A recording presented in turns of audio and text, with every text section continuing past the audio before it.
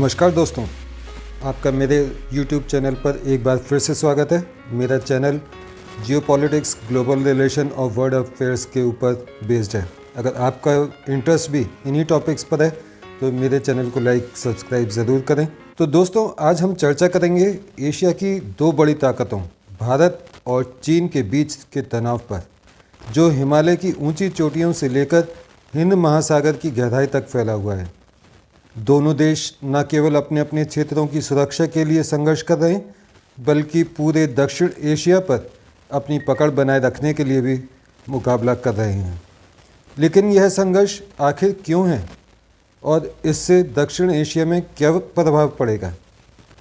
आज के हालात को समझने के लिए हमें अतीत पर नज़र डालनी होगी।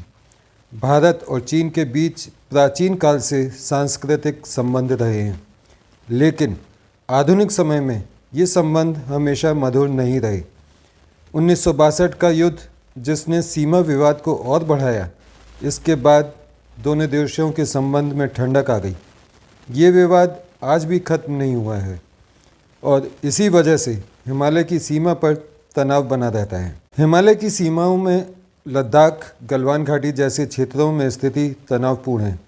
2020 के बाद से यहाँ कई बार दोनों देशों के सैनिक आमने सामने आ चुके हैं। इस समय सीमा पर हजारों की संख्या में सैनिक तैनात हैं और स्थिति अभी भी तनावपूर्ण बनी हुई है। डिटेल्स में सीमा पर इंफ्रास्ट्रक्चर की दौड़। भारत और चीन दोनों देश तेज़ी से सीमा पर सड़कें, हवाई पट्टियाँ और रेलवे का निर्माण कर रहे हैं। चीन की रणनीति। चीन इन इलाकों में अपना दबदबा बनाए रखने के लिए कई बार ऐसे कदम उठाता है जिससे भारत को चुनौती मिलती है। भारत की प्रतिक्रिया।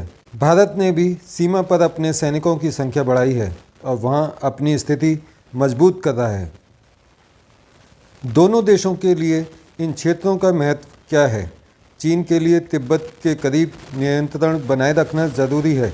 वहीं भारत अपनी संप्रभुता और सुरक्षा के लिए यहाँ पर मजबूती से खड़ा है।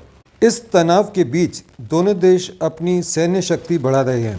जहां भारत अमेरिका, जापान और ऑस्ट्रेलिया जैसे देशों के साथ साझेदारी कर रहा है, वहीं चीन अपने आर्थिक और सैन्य नेटवर्क को मजबूत करने में लगा है।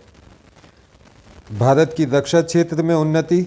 भारत के हाल के वर्षों में आधुनिक हथियार खरीदे हैं और अपनी वायुसेना, थल सेना को मजबूत किया है। क्वाड और इंडो पैसिफिक रणनीति।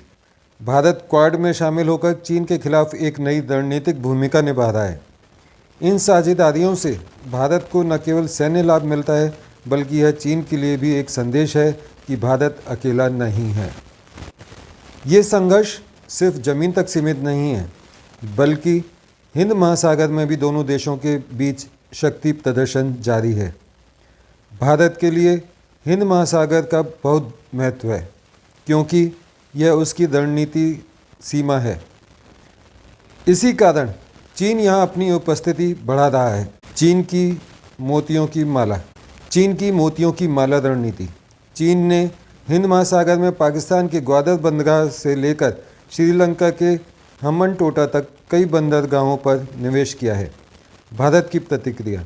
भारत अपने सहयोगियों के साथ हिंद महासागर में अपनी स्थिति मजबूत कर रहा है और अपनी नौसेना को उन्नत बना रहा है। भारत अपनी नौसेना की शक्ति को बढ़ाकर चीन को यह संदेश देना चाहता है कि वह इस क्षेत्र में उसका सामना कर सकता है। भारत और चीन के बीच यह संघर्ष एशिया के अन्य देशों के लिए भी चिंताजनक है। दोनों देश दुनिया की सबसे बड़ी आबादी वाले और बढ़ते अर्थतंत्र हैं। इनकी प्रतिद्वंद्विता का असर इंडो पैसिफिक क्षेत्र और वैश्विक व्यापार पर भी पड़ता है। अमेरिका और पश्चिमी देशों की भूमिका। अमेरिका और यूरोपीय देशों ने भारत का समर्थन किया है ताकि एशिया में चीन का प्रभाव संतुलित किया जा सके। क्षेत्रीय स्थिरता पर प्रभाव।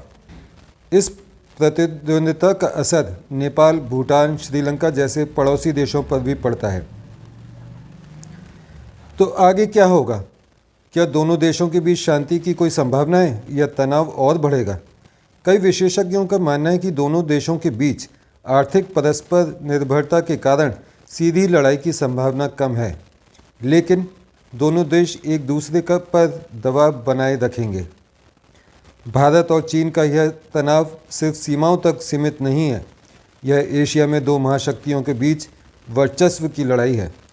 इस संघर्ष का प्रभाव पूरे क्षेत्र और वैश्विक व्यवस्था पर पड़ेगा।